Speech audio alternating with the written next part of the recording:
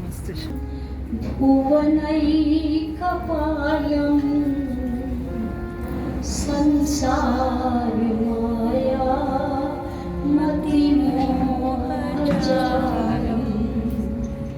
યશો વિશાલમ શિશુપાલકાલમ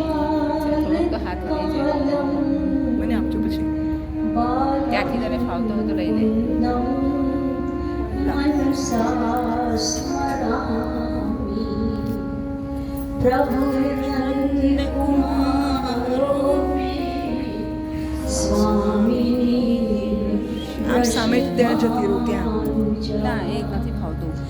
ભાગવતી છે ત્યાં મીરાજી છે. આમ ક્રોસમાં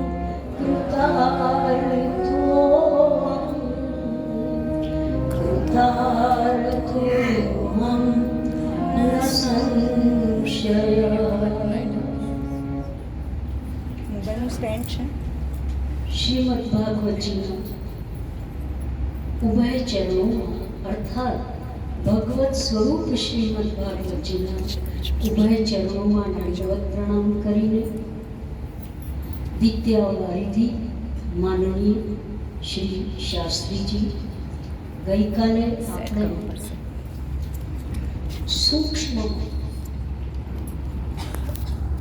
યત્કિંચિત સમય આપણે આમ ખાવાનું. ઘણું બધું વિશાળ વિરાટ એવા તત્વને સાંભળ્યા અને ગ્રહણ કરી. સ્ટોપ કરી. ભગવાનને માટે તો કાલ કોઈ નિયામક છે જ નહીં, કારણ કે કાલ સ્વયં ભગવાનના અંડરમાં છે. વિશાસ્માદ ઉપનિષદ ભાગવતજીમાં પણ છે આવો જ શ્લોક, પણ વિશાસ્માદ વાતઃ ભવતે વિશોદેતિ સૂર્ય વિશાસ્માદ અગ્નિશ્ચ ઇન્દ્રશ્ચ મૃત્યુર્ધાવતી પંચમ. અગર માન્યો કે પરમ તત્વ ન હોય તો અગ્નિ કોઈને સળગાવે નહીં અને સૂર્ય તપે નહીં, વરસાદ સમય પર વરસે નહીં અને પવન એ વહે નહીં. આ બધું એકમાત્ર પરમાત્માના ભય અને ડરથી સમય પર ચાલી રહ્યા છે. પરમાત્મા વિશે આપણે કાલે 3-4 તત્વો વિશે આપણે સાંભળ્યું. એક તો આ જગતની રચના કેવી રીતે થાય છે, એક. પછી બીજી વાત સાંભળી, ભગવાનની આગળ ક્યારે પણ હાથ ફેલાવો નહીં, 2. ત્રીજી વાત આપણે સાંભળી, ભગવાનને અનુકૂળ થઈ જાઓ, જે પ્રભુને ગમે તે પ્રમાણે જીવન બનાવો.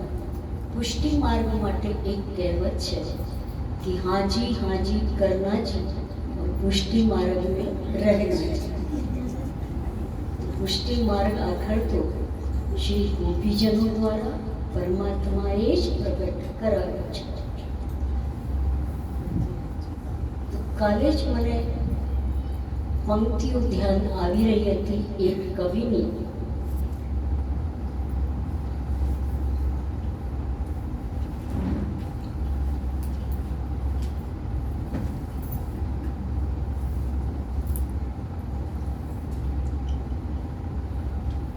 મન ચાહે તો જઈ નેપથ્યમાં સંતાય તો और रंगમાં આવે તો રંગ મંચ પર દેખાય તો તારી આ દર્શનની લીલા સ્પષ્ટ છે દિવાસમ. દ્રશ્ય તું અદ્રશ્ય તું દ્રષ્ટિ એ તું દ્રષ્ટા એ તું, બધું પરમાત્મા છે.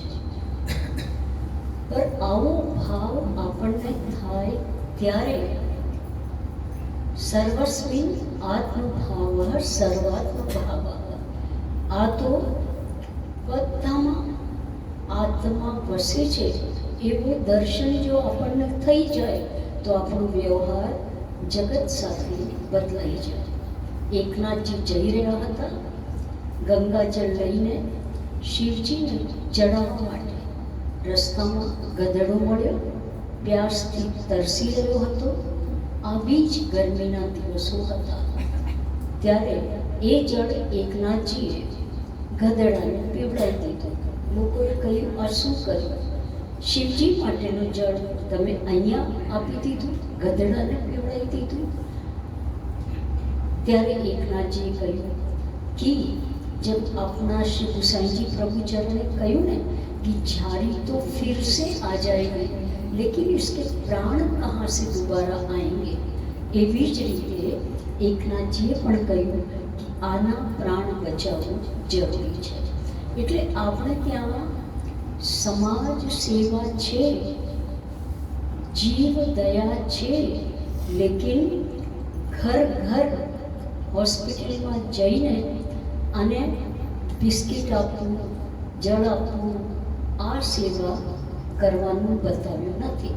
એનું કારણ છે નથી બતાવવાનું કે તમે પરમાત્માની સેવા કરો એમાં યદ્યપિ બધું જ આવી જાય છે તો પછી તમારી પાસે સમય જ ક્યાં રહેશે કે તમે હોસ્પિટલોમાં જાઓ, અન્ય એવા સ્થાનો પર જાઓ, સોશિયલ વર્ક કરવું આદિ. કારણ કે અષ્ટયામ સેવા આપણી એની અંદર આ બધું થઈ શકે એમ નથી. અને એવા જે અષ્ટયામી ભગવદીય વ્યક્તિઓ હોય તેમના તો વિચાર માત્રથી, દ્રષ્ટિ માત્રથી, આશીર્વાદ માત્રથી સમાજને સુકૂન મળે છે. આવા લોકોથી જ તો સમાજ જે છે એ પીડા મુક્ત થાય છે. એમની વિચારધારાથી અથવા તો એ પોતાના વિચાર સંપ્રેષણ કરે ને મોકલે ને તો પણ આ લાભ લોકોને પ્રાપ્ત થાય છે. અધિકાર લીલાની પણ વાત કરી કે પહેલાં આપણે પાત્ર બનીએ, યોગ્ય બનીએ અને પછી અધિકારની વાત કરીએ. આપણે પાત્રતા મેળવતા નથી, કેળવતા નથી અને અધિકારની આકાંક્ષા રાખીએ છીએ. સુખદેવજી તો અધિકારી હતા જ અને એમને શ્રી વ્યાસજીએ પોતાનો આ ગ્રંથ ભણાવ્યો તો સુખદેવજી પહેલાં તો પછી શ્લોક એ તો કેવા હતા કે નિરોધ લક્ષણમાં પછી જેમને માટે મહાપ્રભુજીએ કહ્યું કે ગુણગાને સુખાવાપ્તિ ગોવિંદસ પ્રજાયતે યથા તથા શુકાદીનામ નૈવાત્મની ઉત્તોન્યતા. એટલે પરમાત્માના ગુણગાનમાં જે સુખની પ્રાપ્તિ થાય છે, એટલે જે નિરોધ થાય છે. નિરોધ એટલે જેમાં પોતાની જાતને અને પ્રપંચને બધાને ભૂલી જવાય અને એકમાત્ર ભગવાનથી લો લાગી જાય એને કહેવાય નિરોધ. જેને લાલુ ભટ્ટજીએ કહ્યું છે કે પ્રપંચ વિસ્મૃતિ પૂર્વિકા ભગવદ આસક્તિ નિરોધ. પ્રપંચની વિસ્મૃતિ, આજુબાજુ શું થઈ રહ્યો છે એનું ભાન જ ના હોય. તમે રાસ પંચાધ્યાયની શરૂઆતમાં જ જાઓ, સાંભળશો નિશમ્ય ગીતમ તદનંગવર્ધનમ વ્રજ સ્ત્રિય. આ વ્રજ સ્ત્રિય અને આજપુરન્યોને અલક્ષિતોદ્યમા સયત્ર કાંતો જવલોલ કુંડલા. એક ગોપીને ખબર નથી કે મારી સાથે કોઈ બીજી ગોપી પણ જઈ રહી છે. આપણે મંદિરમાં દર્શન કરીએ છીએ, તરત પૂછીએ અલા તમે કેમ કાલે ના આવ્યા? તો તમે ઠાકોરજીનું દર્શન કરો છો કે સાથે નહીં આવ્યા એને જુઓ છો? આપણે તો પણ કહે છે હા દર્શન થયા. હવે દર્શન આપણે મન તો ઘણીવાર લાગે, મારા શ્રી એક વાત બહુ સારી બતાવતા હતા કે એકવાર તેઓ વિસનગર પધાર્યા તો વિસનગરની અંદર ખૂબ ભીડ લોકોની, અને લોકો કહે કે આહા શું દર્શન, આવા દર્શન તો ક્યારેય કર્યા નથી. તો પછી મહારાજશ્રી પણ દર્શન કરવા માટે અંદર પધાર્યા તો એમને પણ દર્શન કર્યા. તેમને કહ્યું, મુખિયાજી આ શું કર્યું છે? તો પેલા મુખિયાજી કહે કહ્યું કે ભાઈ આજે તો પ્રણાલિકાની પુસ્તકમાં લખ્યું છે કે કુલ્હે પર કુલેપાક અથવા તો કુલ્હે પર જે પણ હોય શ્રી મસ્તકનો શૃંગાર કુલ્હે પર પાક. તો ઠાકોરજીના ઉલટા પધરાયા અને કુલા ઉપર પાક પધરાયા. તો એવા દર્શન પછી કે આવા દર્શન તો ક્યારેય કર્યા નથી. આપણે એવા દર્શન ના કરીએ જે વસ્તુ જ્યાં પર હોય તે ધરતા શીખીએ કે ચીબુ ક્યાં, નકવેસર ક્યાં, અનવટ ક્યાં, ઝાંઝર ક્યાં, બધું ચંદનની બરણી ક્યાં, એક એક વસ્તુ શીખીએ. મંદિર આપણી પાઠશાળા છે, એ શીખવાનું સ્થાન છે. અને પછી પોતાના ઠાકોરજીની સેવામાં એ જ્ઞાનનો આપણે ઉપયોગ કરીએ. તો આ રીતના તો ગોપીજનોને ખબર ના પડી કે મારી સાથે કોઈ ચાલી રહ્યા છે, અને બધા જઈ રહ્યા છે એક જ લક્ષ્યની તરફ, અને એ છે પરમાત્મા શ્રી કૃષ્ણ. નિશમ્ય ગીતમ તદનંગ વર્ધન વ્રજ સ્ત્રિય કૃષ્ણ ગૃહીત માનસાહ. એકો ચુંબક, વિશાળ મોટો ચુંબક કે જેની આગળ મોટામાં મોટો લોખંડ હોય ને તે પણ આકર્ષિત થયા વગર ન રહે. કૃષ્ણ એવા કર્ષતિ આકર્ષતિ ઇતિ કૃષ્ણ. જે પ્રત્યેકને પોતાની તરફ ખેંચે એનું જ નામ કૃષ્ણ છે. અને ઉપનિષદમાં પણ અંત સુધી કૃષ્ણોપનિષદમાં છે આ વાત કે કૃષિર ભૂવાચક શબ્દ ણશ્ચ નિર્વૃત્તિ વાચક. એટલે અને આ બંનેને આપણે ભેગું કરીએ તો કૃષિ ભૂવાચક અને નિર્વૃત્તિ એટલે નિવૃત્તિ, રિટાયરમેન્ટ નહીં, લેકિન નિર્વૃત્તિ એટલે આનંદ. તો મતલબ સદાનંદ એ પરમાત્મા શ્રી કૃષ્ણનો અર્થ થયો. તો હું કાલે આપણે એક શબ્દ બોલી હતી કે તૈત્તિરીય ઉપનિષદમાં બ્રહ્મની પરિભાષા છે સત્યમ, જ્ઞાનમ, અનંતમ બ્રહ્મ. એટલે ભગવાન એ એમનો સત્ય એ પણ અનંત, એમનું જ્ઞાન એ પણ અનંત, અને એમનો આનંદ એ પણ અનંત. પણ નારાયણ ઉપનિષદની અંદર મંત્ર છે, ઋચા છે. મંત્ર શ્લોકમાં કહેવાય અને ઉપનિષદની જે પંક્તિ હોય ને તેને ઋચા કહેવાય.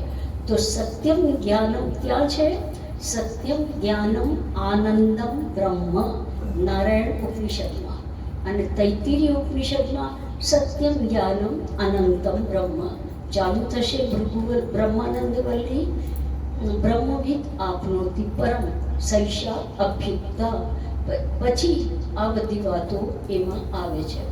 તો હમણાં આપણે તો સત્યમ જ્ઞાનમ આનંદમ બ્રહ્મ, બ્રહ્મ કોણ છે એની વાત આપણે સાંભળી. હવે કાલે આપણે સાંભળ્યું હતું કે જગત જે છે ઉપનિષદ બતાવે છે કે બ્રહ્મ રૂપમ જગત સ્થિતમ. આ જગત એ બ્રહ્મ રૂપ છે, પરંતુ પરમ બ્રહ્મ જગત અતિરિચ્યતે. એટલે બ્રહ્મ જગત કરતા ઘણો બધો અધિક છે. એટલે હવે ફરી અહીંયા એક પંક્તિ લગાડીએ ઉપનિષદની. ઉપનિષદ કહે છે તદ આત્માનમ સ્વયં અકુરુત. તે ભગવાને પોતાને બનાવ્યા, સૃષ્ટિ રૂપે બનાવ્યા. એટલે સચ્ચિત અને આનંદાત્મક આ જે સૃષ્ટિ છે તેને ભગવાને મકડી જેમ સ્પાઈડર જેમ પોતાની અંદરથી લાર દ્વારા એક સ્પાઈડર નેટ બનાવે અને એની અંદર રમે અને પોતાનામાં જ પછી એ લય કરી દે. એવી જ રીતે યતોવા એટલે ભૃગુ જે છે પોતાના પિતા પાસે જાય છે અને વરુણ એટલે એમના પિતાનું નામ છે વરુણ. તો આ ભૃગુવલ્લી તો ભૃગુર્વૈ વારુણી એટલે પેલું પૂછે છે કે મને બ્રહ્મ શું છે એ બતાવો. ત્યારે કહે છે કે યતોવા ઇમાની ભૂતાની જાયન્તે યેન જાતાની જીવંતી યત પ્રયંતી અભિસંવિશંતિ ચ તદ બ્રહ્મ તદ વિજિજ્ઞાસસ્વ. અર્થાત જેનાથી આ બધા ભૂતો ઉત્પન્ન થાય છે. યતોવા ઇમાની ભૂતાની જાયન્તે યેન જાતાની જીવંતી અને જેના વડે આ બધું જીવે છે. યેન જાતાની જીવંતી યત પ્રયંતી પછી એમાં જ અંદર જાતા રહે છે. ભગવાન જ્યારે સૃષ્ટિને સમેટી લેવાની ઈચ્છા કરે તો એમાં જ લીન થઈ જાય છે. તો યતોવા ઇમાની ભૂતાની જાયંતી યેન જાતાની જીવંતી યત પ્રયંતી અભિસંવિશંતિ ચ તદ બ્રહ્મ. આ જે ત્રણ ક્રિયા જેનાથી થાય એ બ્રહ્મ છે અને એ બ્રહ્મને જાણો. તો આપણા પરમાત્મા શ્રી કૃષ્ણ જે છે તે જેમને માટે કહેવામાં આવ્યો કે એ કેવા છે કે ભગવાન આનંદાકાર છે. આનંદ એટલે રસ અને આનંદ એટલે પ્રભુનો દરેક કોઈ વસ્તુ આપણે શક્કરના ગોળાને ગમે ત્યાંથી ચાખો તો એ ખારો જ મીઠો જ હોય કે પછી સમુદ્રનો એક ડ્રોપ ચાખો તો એ ખારો જ હોય. એવી જ રીતે ભગવાનનો પ્રત્યેક અંગ જેના માટે કાલે શ્રી શાસ્ત્રીજી પણ કહ્યું હતું કે આનંદાકાર ભગવાનનું બધું જ એ આનંદાકાર છે. તો ભગવાનમાં આપણી જેમ હાડ માંસનું શરીર નથી હોતો. ઇવન કે મહાપ્રભુજી પુષ્ટિ પ્રવાહ મર્યાદામાં બતાવે છે કે ભગવાનના ભક્તો એટલે ગોપીજનો પછી ભગવાનના જે વ્રજ ભક્તો એ લોકો પણ એમનો બોડી પણ શ્રી યમુનાજીની કૃપાથી તનુનવત્વ એટલે ટ્રાન્સફોર્મેશન ઓફ ધીસ બોડી આપણા આ જીવન કાલમાં પણ સંભવ છે અને જીવન છોડ્યા પછી તો થવાનું જ છે. એટલે આખું ટ્રાન્સફોર્મેશન થઈ જાય છે. પછી જેમાં ભૂખ નથી, જેમાં પ્યાસ નથી, જેમાં તમે 24 કલાક સેવા જ સેવા કરી શકો. અને આ જે પ્રાણોના જે ધર્મ છે, ચેષ્ટાઓ છે, એ પછી એ કંઈ જ રહેતી નથી. આજે તો આપણે 24 કલાકની અંદર 8 કલાક સૂઈએ, 8 કલાક બોડીની કેર કરીએ, 8 કલાક આપણે સેવા ઇત્યાદિ કરીએ, અષ્ટયામ સેવા ગણો તો પણ તો 24 કલાક આ રીતે પૂરા થઈ જાય. લેકિન પછી જે છે આ અન્નમય, પ્રાણમય, મનોમય, આ વિજ્ઞાનમય આ દેહ છૂટ્યા પછી આપણું જે છે તે એવો શરીર પ્રાપ્ત થાય એને જ તનુ નવત્વ કહેવામાં આવે છે કે આ જ તનુ ટ્રાન્સફોર્મ થઈ જાય, નવીન થઈ જાય.